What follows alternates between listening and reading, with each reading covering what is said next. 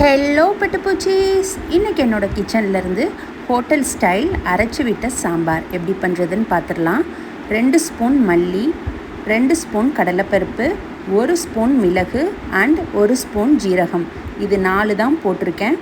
எண்ணெய் கொஞ்சம் ஊற்றி இது 4ஐயும் நல்லா ஃப்ரை பண்ணிக்கோங்க. ஃப்ரை பண்ணிவிட்டு அது ஜஸ்ட் ஒரு கலர் சேஞ்ச் தெரியும்ல உங்களுக்கு, அந்த அளவுக்கு ஃப்ரை பண்ணிவிட்டு தென் தேங்காய் ஒரு 6 துண்டு எடுத்து லைட்டாக மிக்சியில் அரைச்சிருக்கேன்.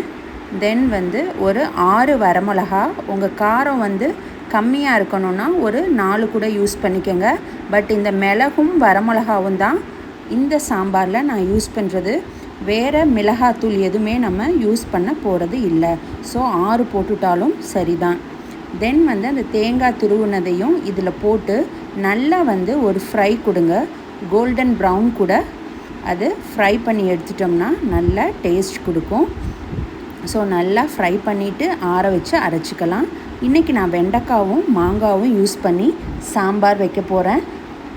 மாங்காய் யூஸ் பண்ணுறனால நான் புளி யூஸ் பண்ணலை, அந்த புளிப்பே நம்மளுக்கு போதும். வெண்டைக்காவை ஃபஸ்ட்டு ஒரு 2 ஸ்பூன் ஆயில் விட்டு நல்லா வதக்கிக்கங்க. கலர் சேஞ்ச் ஆகி வரணும். இதிலையே நம்மளுக்கு கொஞ்சம் வெந்தே கிடச்சிரும். ஸோ வெண்டைக்காவை நல்லா ஃப்ரை பண்ணிவிட்டு இந்த மாதிரி கலர் சேஞ்ச் ஆன உடனே தனியாக ஒரு பிளேட்டில் எடுத்து வச்சுக்கோங்க. தென் லைட்டாக எண்ணெய் ஊற்றி கடுகு, உளுந்து, கருவேப்பிலை 4 இதையும் தாளிக்கிறதுக்கு நம்ம போட்டுட்டோம். அது நல்லா ஃப்ரை ஆகணும். மேக்ஸிமம் சாம்பார்னால் சின்ன வெங்காயம் யூஸ் பண்ணுங்கள், அதுதான் டேஸ்ட் நல்லாவே எடுத்து தரும். மேக்ஸிமம் ஒரு 15 சின்ன வெங்காயம் எடுத்துக்கிட்டிங்கன்னா நல்லது.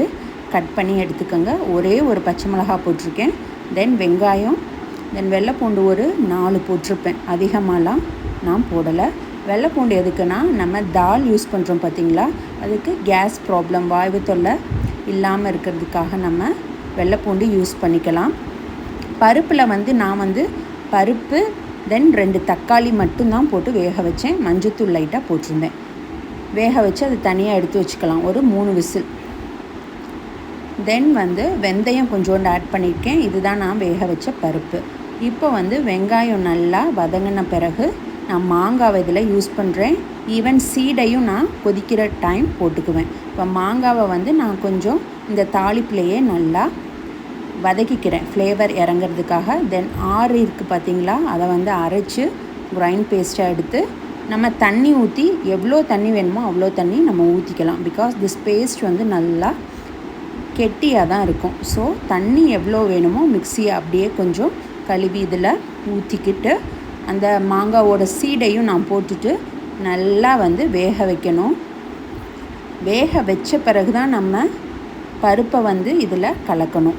இப்போ பருப்பு பார்த்திங்கன்னா நான் 1/2 கிளாஸ் டீ குடிக்கிறோம்ல 100 ml கிளாஸ், அதில் 1/2 கிளாஸ் பருப்பு, சும்மா ஒரு 3 ஸ்பூன் பாசிப்பருப்பு போட்டிருக்கேன். இந்த பெருங்காயம் கண்டிப்பாக நீங்கள் போடணும். அந்த மசாலாவை தண்ணியில் கலந்து நல்லா இதில் ஊற்றிட்டு பெருங்காயமும் போட்டுட்டு உப்பு கொஞ்சம் போட்டு நல்லா க்ளோஸ் பண்ணி இது பண்ணிக்க வேண்டியதான்.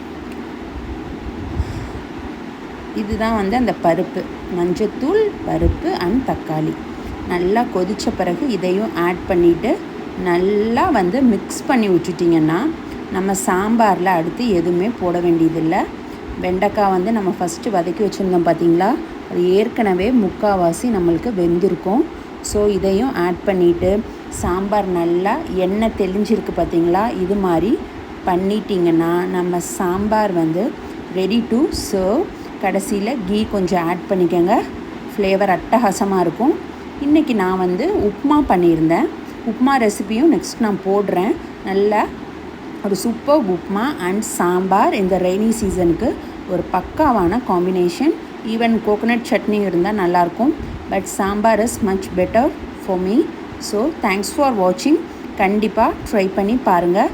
பாய் அண்ட் டேக் கேர்.